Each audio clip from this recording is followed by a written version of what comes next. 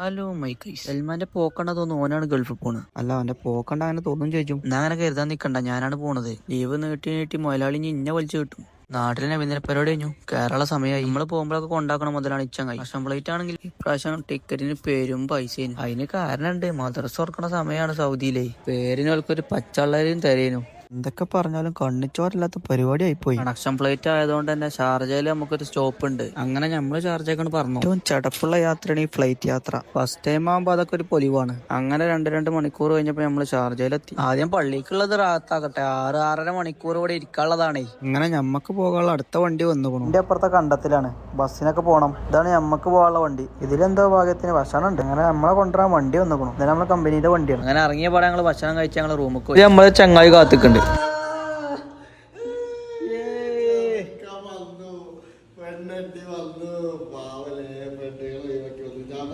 ഞാൻ വീഡിയോ കാണാൻ നിൽക്കുന്നു. ഇവലൊക്കെ വെറുതെ അല്ല നമ്മളെ കാത്തുന്നത്, ഈ പെട്ടിക്ക് വേണ്ടിയിട്ടാണ്. ഇമ്മ കൊടുത്തതാണ്. പൊട്ടകനത്തേക്ക് പോലെ ആരും നോക്കണ്ട്. എന്താണ് അപ്പൊ എന്നൊക്കെയുള്ള റാത്തായി, ബാക്കി പിന്നെ